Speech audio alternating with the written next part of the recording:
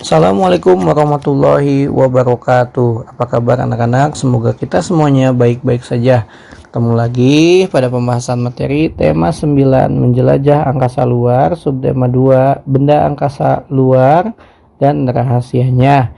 Kita ketemu pada pembelajaran 4, pembelajaran 5 dan pembelajaran 6. Baiklah, sebelum memulai pelajaran silakan berdoa terlebih dahulu. Setelah berdoa, Bapak ingatkan kembali untuk selalu menjaga protokol kesehatan 5M dan menjaga pola hidup bersih dan sehat. Baiklah, pada pertemuan kali ini kita akan membahas yang pertama muatan bahasa Indonesia. Tokoh dan alur dalam teks fiksi. Teks fiksi memiliki tokoh dan alur cerita. Tokoh teks fiksi itu ada dua. Yang pertama, tokoh utama adalah tokoh yang paling banyak muncul dalam teks dan berperan penting dalam menentukan alur cerita di teks fiksi. Yang kedua, tokoh tambahan adalah tokoh yang berperan sebagai pendukung tokoh utama dalam teks fiksi. Selanjutnya, alur cerita adalah proses jalannya suatu cerita dari awal hingga akhir. Cerita di teks fiksi. Alur cerita mengandung konflik, latar, dan penyelesaian konflik.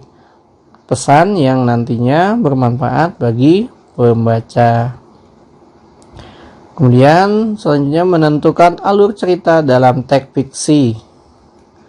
Yang pertama, bacalah cerita dengan cermat. Yang kedua, tentukan tokoh-tokoh yang berperan dalam cerita. Yang ketiga, tentukan peristiwa yang dialami oleh tokoh-tokoh tersebut. Yang keempat, tentukan runtutan waktu terjadi, lokasi, dan konflik dalam cerita. Yang kelima, rangkailah semuanya hingga membentuk alur cerita. Selanjutnya, menyusun cerita fiksi berdasarkan urutan potongan gambar. Yang pertama, amatilah potongan gambar yang disajikan. Yang kedua, perhatikan tokoh, latar tempat, latar waktu, dan suasana dalam potongan gambar. Yang ketiga, jika potongan gambar tersusun secara acak, susunlah potongan gambar tersebut agar kamu mudah menggabungkan setiap gambar. Yang keempat, hubungkan semua unsur dalam potongan gambar sesuai dengan imajinasimu. Yang kelima, tuliskan sebuah cerita fiksi dari gambar-gambar tersebut secara runtut. Selanjutnya, cerita fiksi sesuai pengalaman pribadi. Cara membuat cerita fiksi pengalaman pribadi. Yang pertama, menentukan pengalaman yang akan diceritakan. Yang kedua, menentukan judul. Yang ketiga, membuat poin-poin peristiwa. Yang keempat, membuat kerangka cerita dan menuliskan cerita berdasarkan pengalaman pribadi.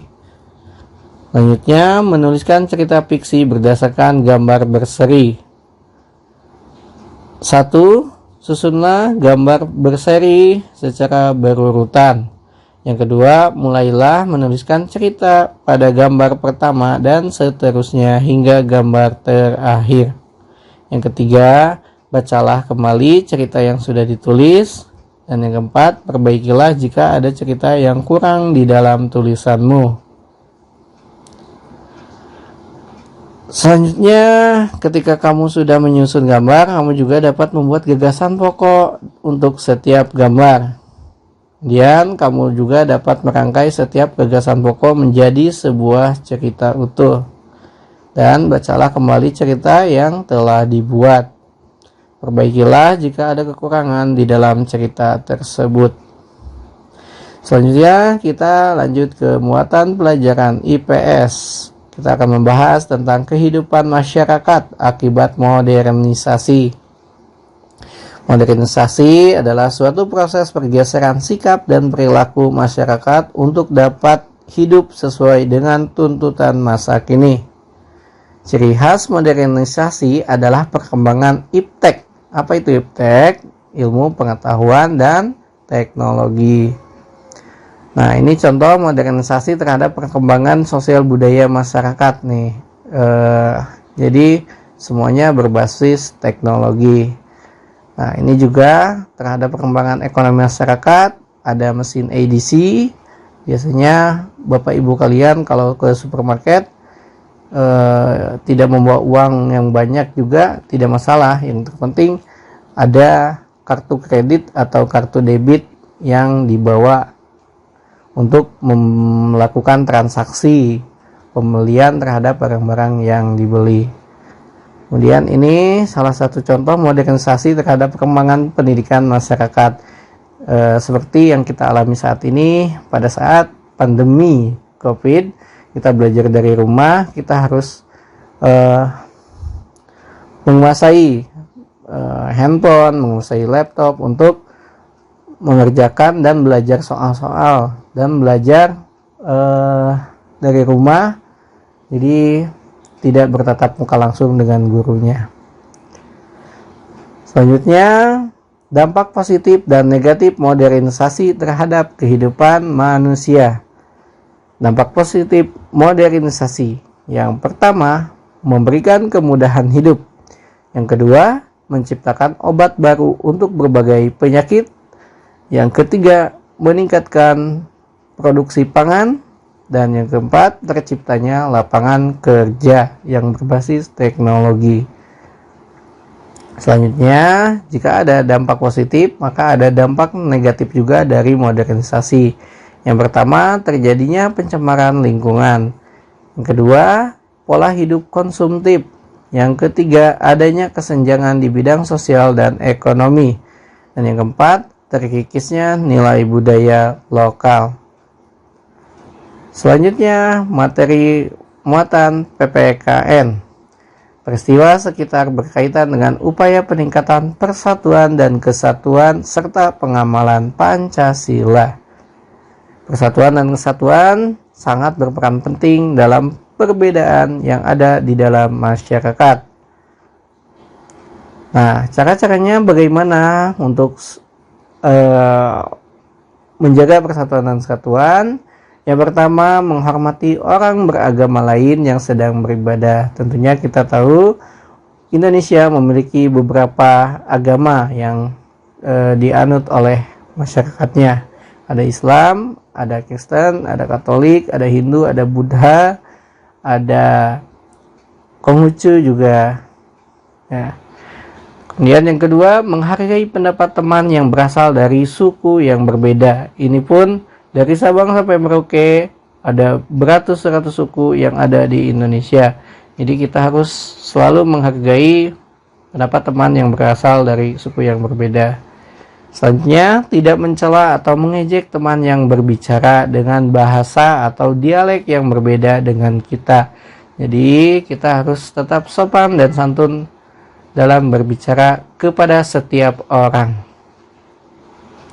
Selanjutnya, kita akan membahas musyawarah sebagai bentuk persatuan dan kesatuan.